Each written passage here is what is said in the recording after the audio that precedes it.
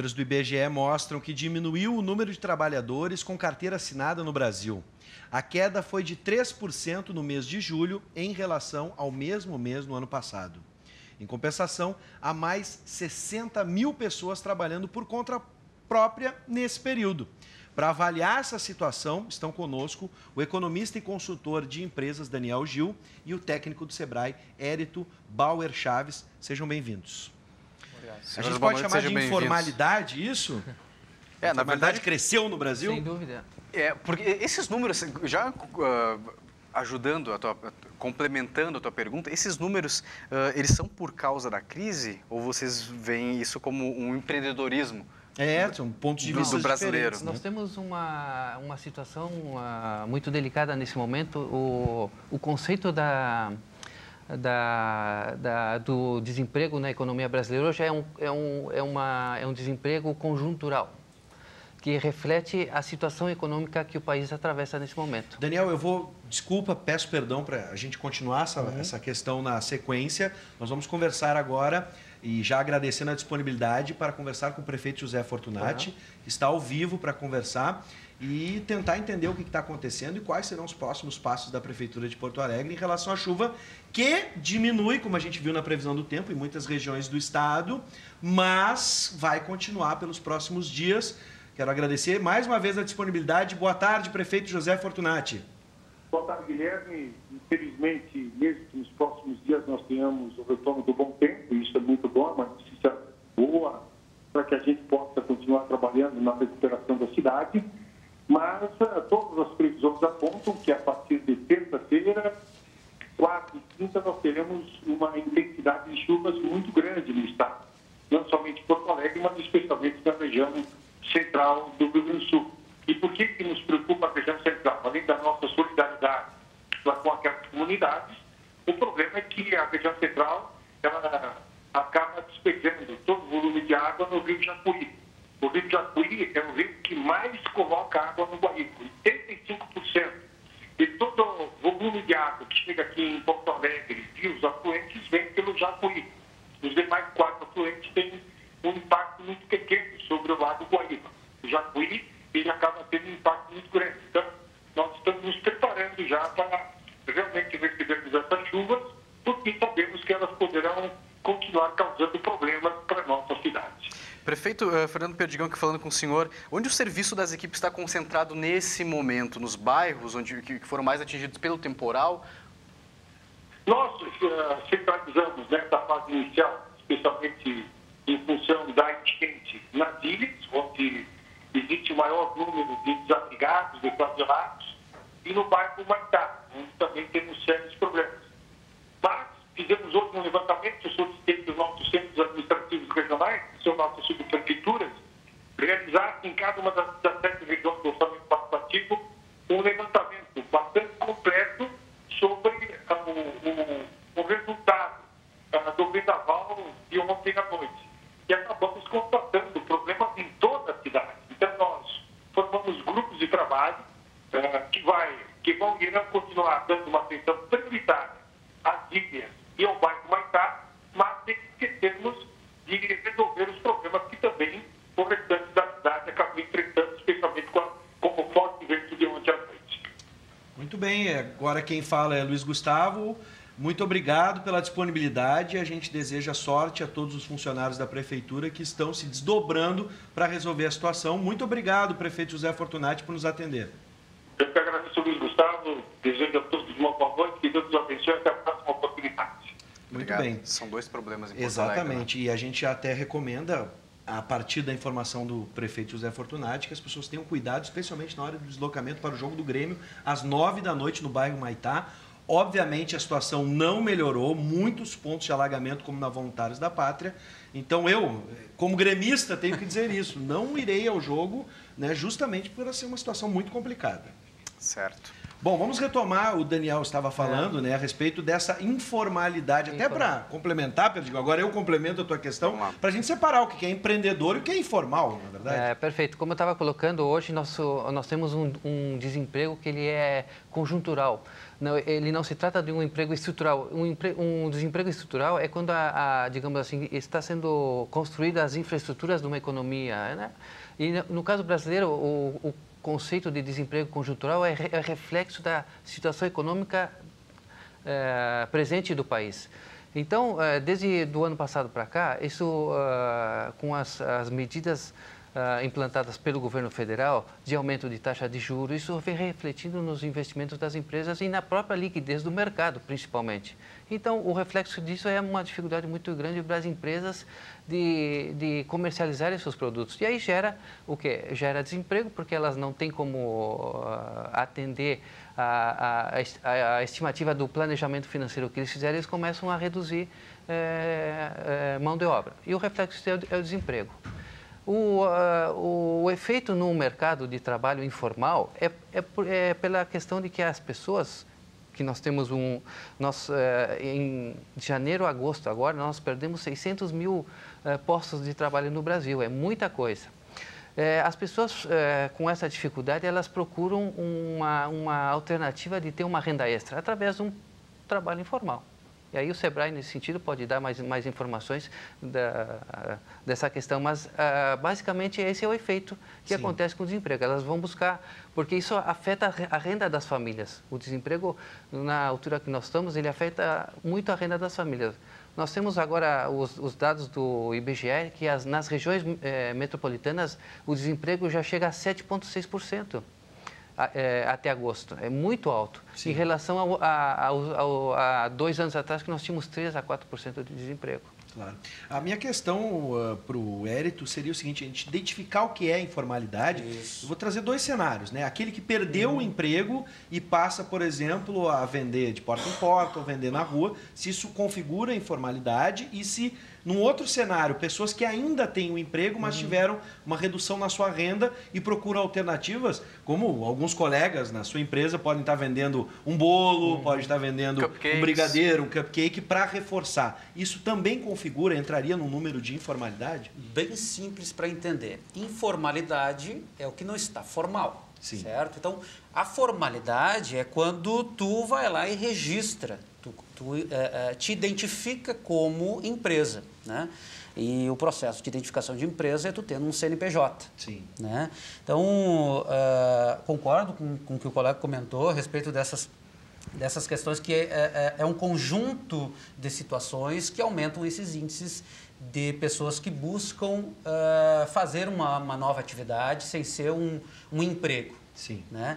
E aí, talvez até por uma baixa busca de informações, né, dessas pessoas, acabam não buscando a formalidade. Né? Então, assim, o SEBRAE é uma entidade que ela busca e combate essa questão da informalidade, mais no sentido de fazer com que as pessoas, primeiramente, busquem informação.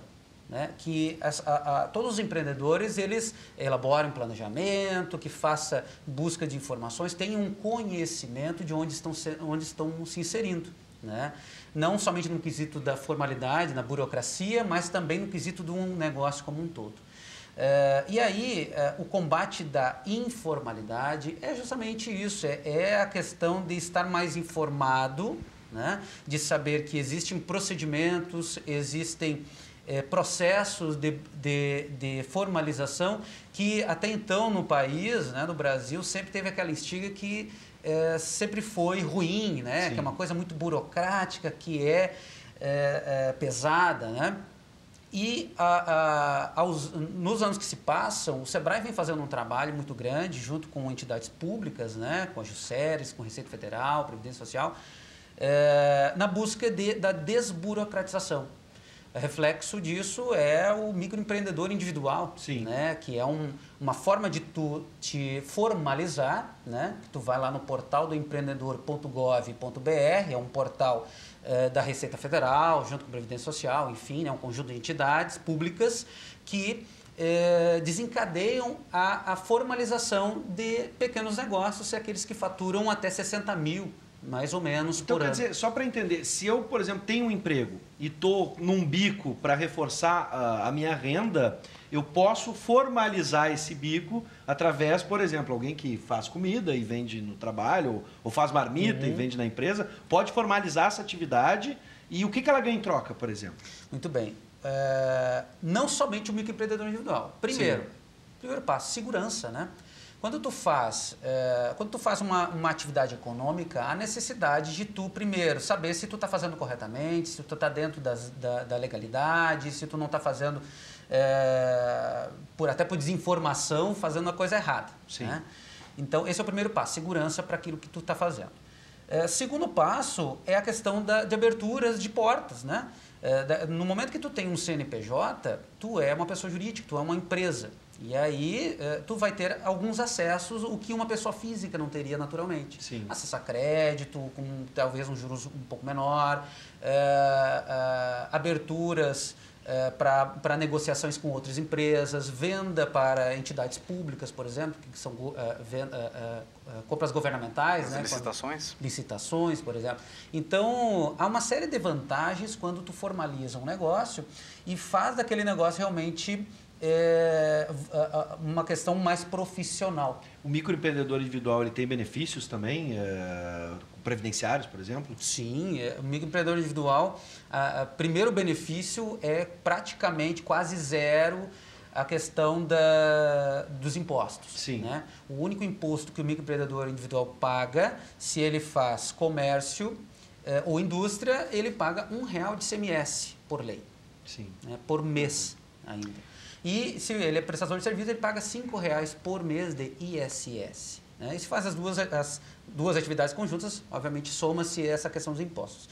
E ainda tem 5% do salário mínimo, né? Aquisito de previdência social própria. Uma coisa que, se porventura o empreendedor ele não está de uma certa forma formalizado, legalizado, ele não tem esses benefícios previdenciários. Sim, verdade. Né? Caso ele venha ter alguma questão que precisa, nem propriamente para a própria aposentadoria dele. Sim. Pois é. Daniel, o custo do trabalhador no Brasil impulsiona também um pouco essa informalidade, na tua opinião? Sem dúvida. Nós temos um custo muito alto para as empresas hoje ter o trabalhador. A gente vem com uma crise, eu vou falar um pouquinho da conjuntura, que é mais a minha área, mas o efeito da crise, ela começou em 2014. As empresas demoraram a começar a fazer as dispensas porque estavam aguardando algumas definições da própria plano do governo, o que queria fazer. Uma das questões dessa demora é o custo que o funcionário tem para ser demitido, porque tem que pagar todos os encargos e para as empresas é muito alto. Essa demora fez com que as empresas se programassem de uma forma, vendo seus orçamentos, para que elas pudessem ter recurso para... Até meados do ano passado, setembro, outubro, ainda existia uma expectativa das empresas de visualizarem o curto prazo. Então, eles seguraram essa. Esse ano, a dispensa de trabalhadores está sendo numa velocidade muito rápida, de março para cá. E ainda existe uma projeção de que essas 600 vagas que nós perdemos até agora, até agosto, termine o final do ano com 1.200 vagas, o dobro. O dobro. Essa é a projeção que se faz para o final do ano. Então, esse ano, respondendo à tua questão, o custo da mão de obra é muito alto ainda.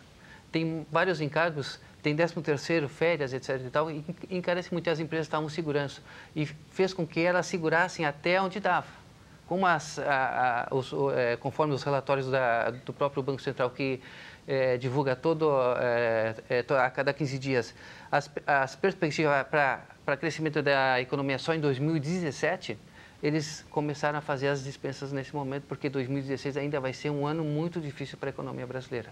Não tanto quanto 2015, mas ainda vai ser se estima que seja um ano negativo também de crescimento. Na opinião dos dois, né, que lidam com o mercado dentro das suas perspectivas, não seria um momento propício para se repensar algumas questões trabalhistas, baratear o custo do trabalhador para as empresas, a fim de que até a gente promova um crescimento, se for o caso. No caso da indústria, a gente sofre muito, o nosso PIB cada vez encolhendo por conta da falta de crescimento no setor industrial.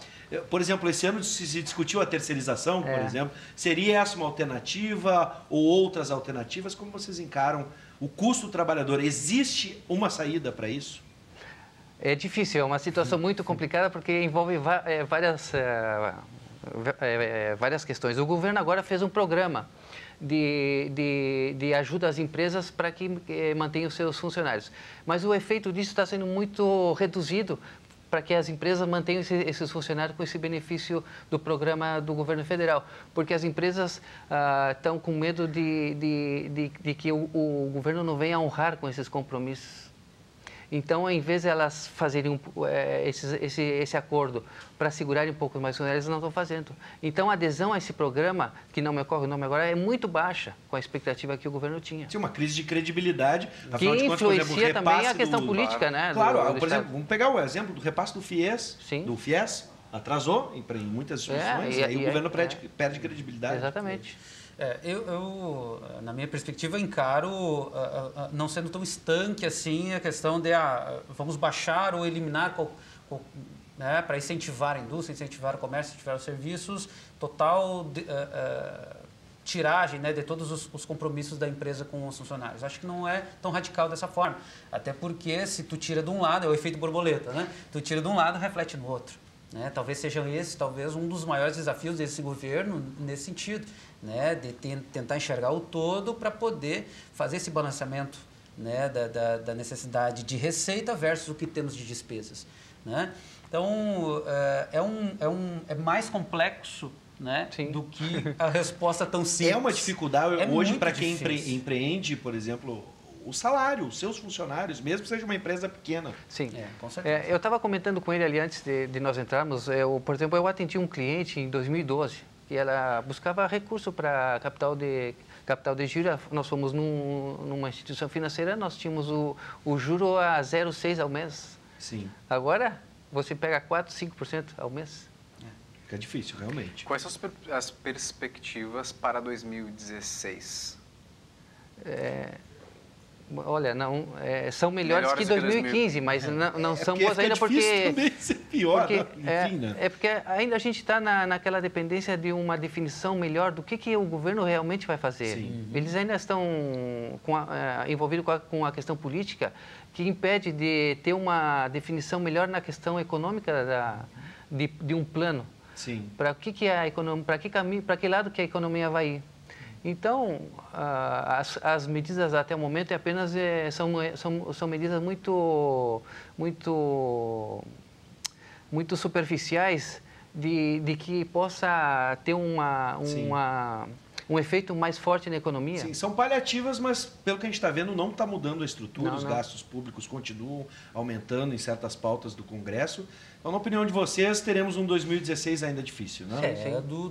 Da questão do empreendedor, de certa forma, vai ter que buscar, sim, muita inovação, né? Vai ter que buscar a questão de vislumbrar oportunidades em momentos de baixa, né? Esse é o cenário de 16 para todo empreendedor. Tivemos uma notícia, né, que as casas Marisa, né, se não me engano, estão fechando todas as lojas no Brasil inteiro. Isso é um reflexo. Esse é um reflexo que as empresas... queda do consumo. Exatamente. Então, toda e qualquer inovação, todo e qualquer chamarisco, digamos assim, que o empresário vai ter que fazer para o seu cliente, esse é a oportunidade que ele vai ter que vislumbrar. Veremos se a máxima do Silvio Santos, em determinado momento do país, com crise se cresce, vai se confirmar em algum setor. Quero agradecer a disponibilidade dos dois em estarem aqui com a gente, com um tempo tão difícil, né? Com um tempo tão conturbado, em todos os setores. Na economia vivemos uma tempestade e hoje, né, nessa situação do Rio Grande do Sul, muito obrigado por estarem aqui com a gente. Ok, obrigado, agradeço. Sejam bem-vindos sempre. Muito obrigado. Quero agradecer mais uma vez, não posso esquecer de mandar um abraço para o Daniel Gil, economista, e o Hérito Bauer Chaves, representante do Sebrae RS.